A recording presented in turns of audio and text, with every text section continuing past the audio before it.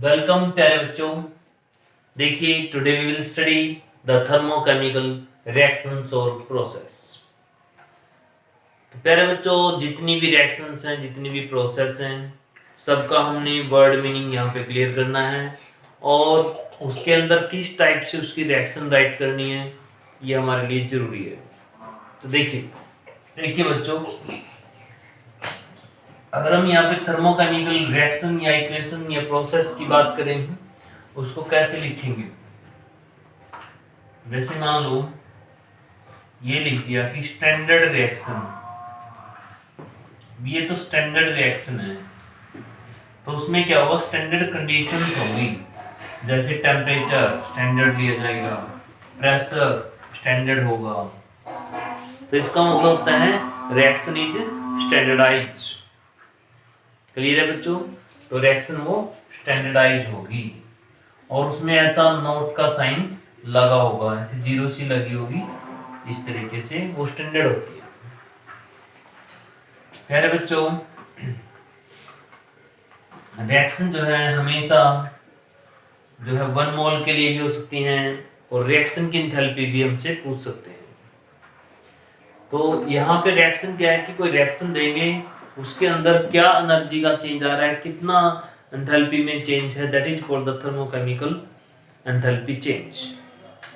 तो प्यारे बच्चों देखिए, जैसे यहाँ पे सबसे पहले कोई बात करते हैं यहाँ पे किसी भी टाइप की रिएक्शन की, जैसे enthalpy of atomisation, enthalpy of atomisation मैंने लिख दिया। इसका मतलब होता है बच्चों कि एटम बनने में कितनी एनर्जी लगी। मान लो कि मेरे पास क्या है, CH4 है और प्यारे बच्चों इसके एटम बन गए, देखिए कार्बन एटम और 4 हाइड्रोजन एटम। तो ऐसा बनने में कितनी एनर्जी का चेंज आया, that is called enthalpy of atomisation. तो देखिए इसके सारे बॉन्ड हमने यहाँ पे ब्रेक कर दिए हैं। कार्बन और हाइड्रोजन के 4 बॉन्ड थे बच्चों, 4 के 4 बॉन्ड कट कर दिए और इस तरीके से एटम्स बन गए, एक कार्बन एटम, 4 हाइड्रोजन एटम। तो यहाँ पे हमने कितनी हीट यहाँ प्रोवाइड करी इसको, so that enthalpy of atomisation take place. तो प्यारे बच्चों इस हीट को हम क्या बोलते हैं, इस हीट को बोलते हैं एंथैल्पी ऑफ एटमाइजेशन। यहाँ पे कोई भी फॉर्मूला हो सकता है बच्चों, जो भी फॉर्मूला रहेगा, जैसे वाटर है, वाटर का हमने ब्रेक करना है इसके एटम्स में, देखिए तो इसके लिए भी क्या करना पड़ेगा, we have to give some heat. तो प्यारे बच्चों जो हीट देंगे वो हीट इसको मिलेगी और ये एटमाइजेशन में चेंज होगा। तो this is called the enthalpy of atomisation. यहाँ पे जो वो कह रहे हैं enthalpy of atomisation of water, तो इसका मतलब ये है बच्चों, enthalpy of atomisation of methane, इसका मतलब ये है बच्चों। अगर वो कह रहे थे enthalpy of atomisation of the diamond, ये डायमंड है बच्चों, तो इसको हीट मिलेगी और यहाँ पे क्या बहुत सारे कार्बन के एटम्स बनेंगे। ये क्या था बच्चों, डायमंड। डायमंड क्या होता है, group of the carbon atoms. अब क्या बने, यहाँ पे बहुत सारे कार्बन के एटम्स बने। तो ऐसा करने में कितनी एनर्जी हमें दी। देखिए प्यारे बच्चों, अगर रिएक्शन हीट गेन करती है तो उसमें जो डेल्टा H की वैल्यू रहेगी वो पॉजिटिव में रहेगी, और अगर कहीं पे लॉस होता है बच्चों, that will be in negative. तो यहाँ पे कॉन्सेप्ट समझ गए, एंथैल्पी ऑफ एटमाइजेशन। ऐसे ही हम एक एक वर्ड करेंगे और उसका मीनिंग समझेंगे और उसका एक एक एग्जांपल यहाँ पे देंगे।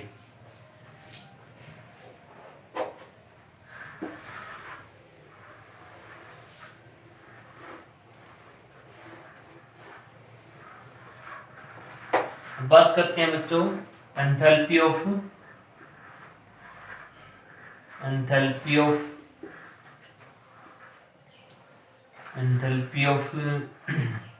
फ्यूजन। एंथैल्पी ऑफ फ्यूजन, जैसे वाटर की बात करेंगे, एंथैल्पी फ्यूजन का मतलब होता है मेल्टिंग बच्चों। तो अगर यहाँ पे वाटर की बात कर रहे हैं इसका मतलब वाटर किस में है, सॉलिड फॉर्म में है, यानी कि आइस की फॉर्म में है। और फ्यूजन का मतलब होता है वो लिक्विड में कन्वर्ट हो गया है। देखिए this is the fusion means water solid ice change into the liquid form.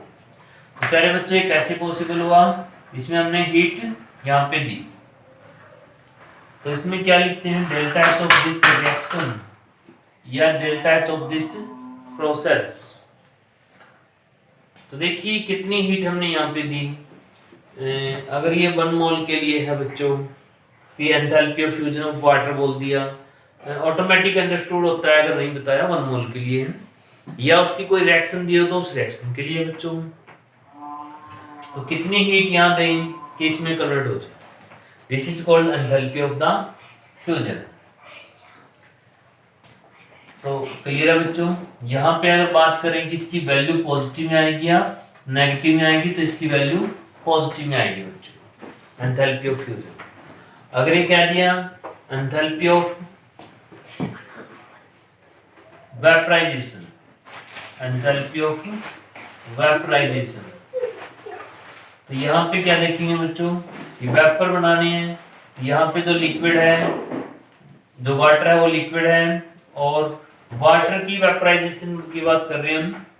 ये किसी की बात हो सकती है, किसी और की भी हो सकती है बच्चों।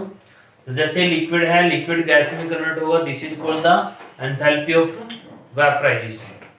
और हीट जितनी देंगे उससे फिर गैस में कन्वर्ट होगा, this is called enthalpy of vaporisation. तो यहाँ पे भी प्यारे बच्चों डेल्टा एच की वैल्यू हमारी पॉजिटिव रहेगी। अगर ये कहें कि enthalpy of the condensation, enthalpy of condensation में क्या होगा बच्चों, कंडेंसेशन प्रोसेस क्या होती है कि जब गैस से हम लिक्विड में कन्वर्ट करते हैं, तो कितनी हीट यहाँ पे लॉस होगी ना बच्चों, क्योंकि गैस की हीट ज्यादा होती है, एनर्जी हाई होती है, लिक्विड की कम होती है, तो यहाँ पे हीट का लॉस होगा। तो डेल्टा एच की वैल्यू बच्चों नेगेटिव में आएगी। क्लियर है, this is called the condensation. तो एंथैल्पी जो है किसी प्रोसेस के लिए भी हम बात कर सकते हैं बच्चों। अब हम कोई और बात करेंगे, जैसे एंथैल्पी ऑफ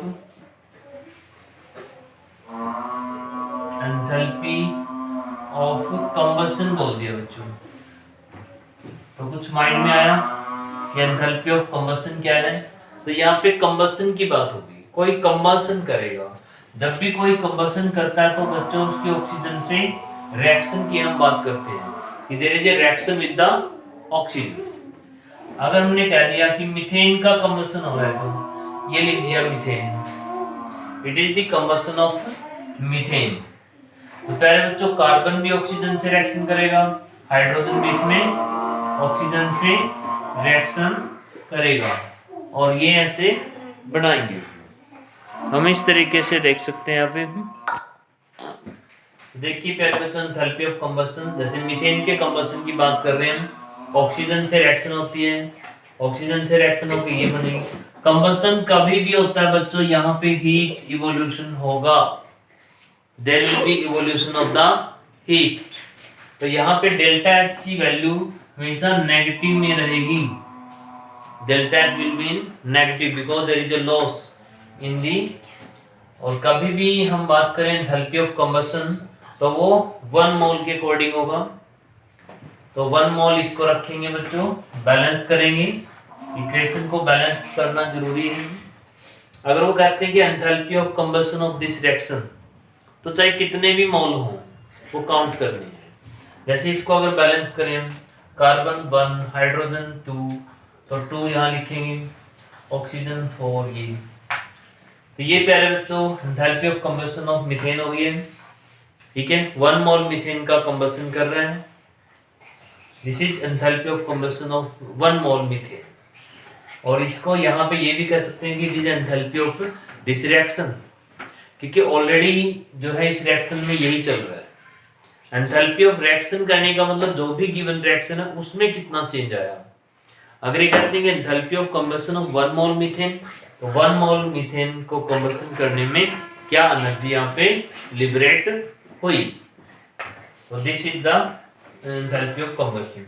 यहाँ पे कोई भी हो सकता है बच्चों, यहाँ पे बेंजीन भी हो सकती है, इथेनॉल भी हो सकता है, मिथेनॉल भी हो सकता है, और उसमें क्या करना है, will combine that thing with the oxygen. तो यहाँ पे हम देख सकते हैं बड़ा इजीली कंबशन को।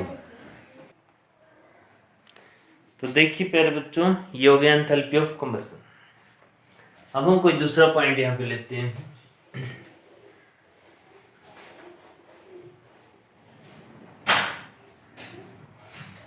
जैसे कह दिया कि enthalpy of formation, enthalpy of formation. तो प्यारे बच्चों फॉर्मेशन की क्या है, हम किसी ना किसी को बनाएंगे यहाँ से। हमेशा फॉर्मेशन किसी से नहीं करनी बच्चों, फ्रॉम इट्स एलिमेंट, उसके खुद के एलिमेंट से ही वो बनाना है। अगर ये कह दिया कि बच्चों formation of, enthalpy of formation of ethanol C2H5OH की ये बनाना है, ये किसी से नहीं बनाना, इसके एलिमेंट से बनाना है। देखिए इसमें कार्बन 2 है, हाइड्रोजन, यहाँ पे हाइड्रोजन जो है H2 के फॉर्म में होती है, 3 है। ऑक्सीजन प्यारे बच्चों O2 होती है, तो हाफ O2 लेना है। ये क्या बन गया, this is the formation of ethanol. और ऐसा करने में कुछ भी डेल्टा H यहाँ पे आएगा बच्चों, तो वो क्या होगा, enthalpy of formation of the ethanol आएगा। That is generally in negative but it may be in any value. तो पहले बच्चों ये भी आ सकता है enthalpy of formation of water. तो वाटर का यहाँ पे हम 1 मोल बनाएंगे बच्चों। तो देखिए H2 प्लस O2, लेकिन O2 तो 1 है, तो इसको हाफ कर लेंगे बच्चों। तो इस रिएक्शन की जो एंथैल्पी आएगी उसको क्या कहेंगे, enthalpy of formation of water. तो इस तरीके से हम किसी की भी एंथैल्पी ऑफ फॉर्मेशन कैलकुलेट कर सकते हैं। मीन्स हमें मीनिंग क्लियर होना चाहिए बच्चों, एंथैल्पी ऑफ फॉर्मेशन क्या होती है, उसकी रिएक्शन कैसे बनेगी। अगर तुम उसको समझ के और उसके रिएक्शन बना सकते हो तो तुम्हारा न्यूमेरिकल रॉन्ग नहीं होगा। कि वो क्या कह रहे हैं उसको समझिए, उसको सुनिए। अगर वो एंथैल्पी ऑफ फॉर्मेशन कह रहा है, एंथैल्पी ऑफ कंबशन कह रहा है, एंथैल्पी ऑफ एटमाइजेशन कह रहा है, क्या कह रहा है वो, उसको अंडरस्टैंड करना है और उसको ऐसी ही रिएक्शन हमने राइट करनी है। अब उसने कह दिया एंथैल्पी ऑफ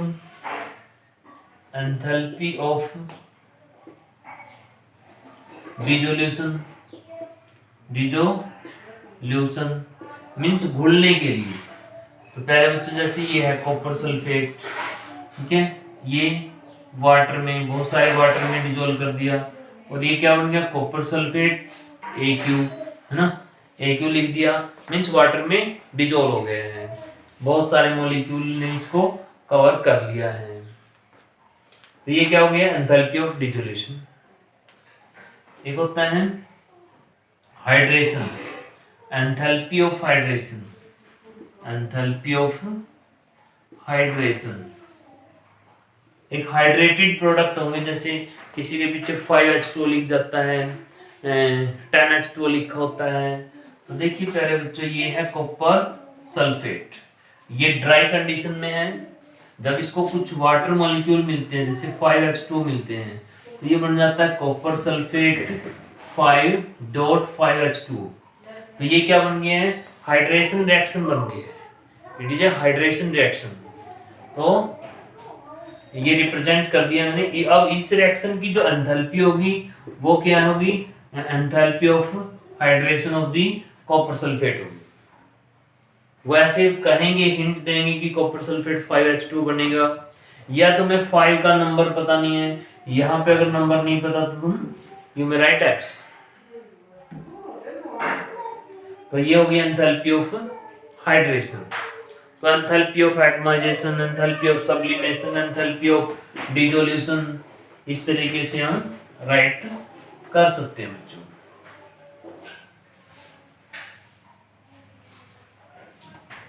तो नॉर्मल सी जो रिएक्शंस हैं, जो पॉइंट्स हैं, वो हमारे पास यही हैं। इसके बाद तो प्यारे बच्चों, अगर हम एक और एग्जांपल यहाँ पे लें, जैसे एंथैल्पी ऑफ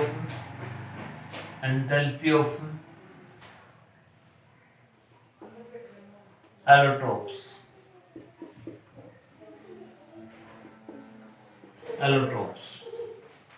तो देखिए प्यारे बच्चों, एलोट्रोप्स की एंथैल्पी, जैसे कार्बन है, ये प्यारे बच्चों डायमंड है, डायमंड कि हमने इस कार्बन को ग्रेफाइट बनाना, ग्रेफाइट। तो ऐसा करने में भी हो सकता है एनर्जी का लॉस हो, एनर्जी का गेन हो। तो ये क्या कहलाएगी? एंथैल्पी ऑफ एलोट्रोप्स या enthalpy of allotropic transformations. Means ऐसे रिएक्शन दिखाएंगे, डायमंड इस साइड लिखेंगे ग्रेफाइट।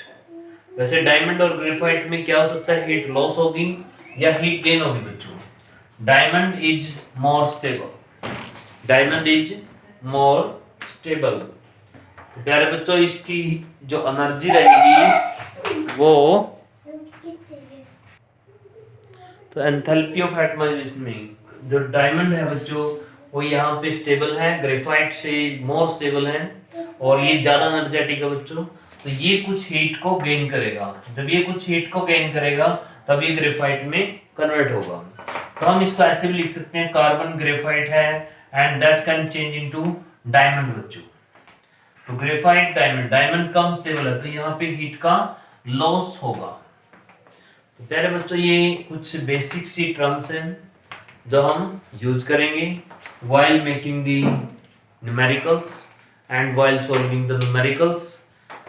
तो प्यारे बच्चों, कलम जो है एक हेसिज लॉ पढ़ेंगे और एक पढ़ेंगे फॉर्मेशन ऑफ द इनिशियल यानी कि बोरन हैबर साइकिल। दो टॉपिक कल स्टडी करेंगे और ये टॉपिक स्टडी करने के बाद प्यारे बच्चों हम इसमें न्यूमेरिकल करना स्टार्ट करेंगे, फिर न्यूमेरिकल को करेंगे। आगे जो टॉपिक है एंट्रोपी, एंथैल्पी, वो सिलेबस में नहीं है इस बार, तो we will not do. Meaning समझ लेंगे उनका थोड़ा सा क्या है, लेकिन उनको थर्मोडायनेमिक्स के सेकंड लॉ में यूज करते हैं, वो वाला कॉन्सेप्ट हम छोड़ देंगे, लेकिन उनका मीनिंग करेंगे। एंट्रोपी क्या होती है, क्या बच्चों? तो आज के लिए इतना ही करेंगे, थोड़ा सा इन इक्वेशंस पे फोकस करना और फिर हम इनके बाद जो है दो टॉपिक करेंगे, उसके बाद न्यूमेरिकल स्टार्ट करेंगे। थैंक यू बेटा।